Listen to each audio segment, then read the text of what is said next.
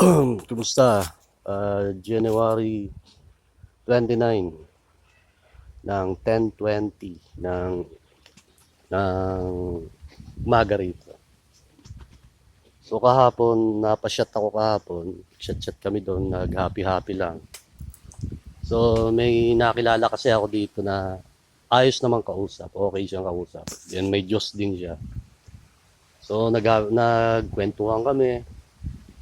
Tapos nung naligo kami doon, ginawan ako ng gulo ni CJ doon. So, napaaway ako kahapon. Tapos, biglang tumakbo si Lowell. Dalawa na sila. So, ewan ko anong ano nun. May maraming drama dito nangyayari sa Quezon. And then ngayon, pumunta ako rito.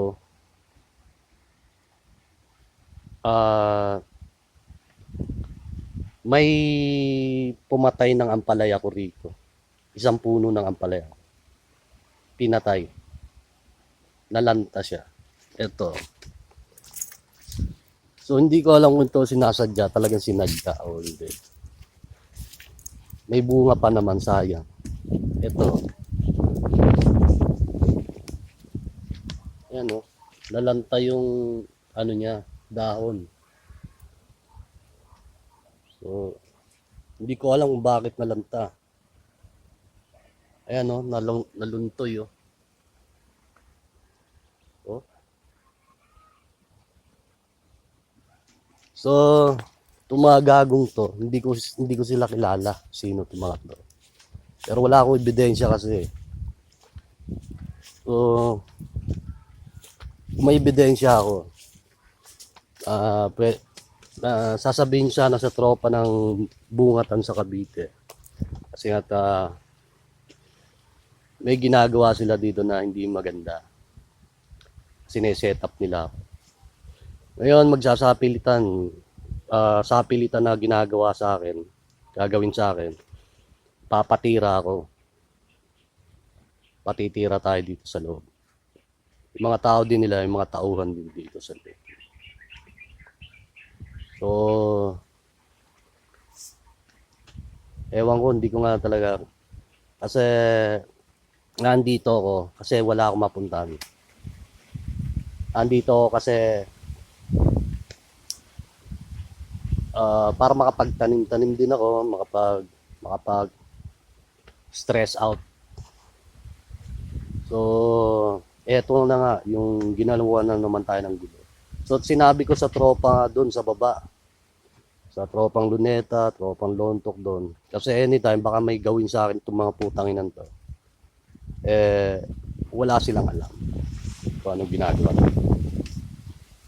So, patimbre lang sa mga tropa kasi alam niyo naman kung gaano kalaki yung pinangahawakan natin. Tapos, alam ko may mga perang involved kung gaano kalaki yung naka-reward sa atin dito. Kung gaano kalaki yung reward na nakapatong sa ulo. At ginagawa nila ng paraan yun. Itong mga gagawin. Kasi nga, ganong kalaki yung binangga natin tungkol sa Diyos. Lalo na yung mga dating daan iglesia. Hindi ko alam kung mga dating daan to mga iglesia to, kung kaninong plano yun. Itong si CJ, Cavite Varsitarian to eh. So, may prat to na Cavite group. Paki-check nyo lang. Lahat ng info, alamin nyo. Lahat ng connection niya, alamin. Kasi mga big time mga connection ng hype na to eh. So, alamin nyo kung sino-sino mga connection. Kasi, sabi ko nga sa inyo, kung gaano kalaki yung pera, meron dito.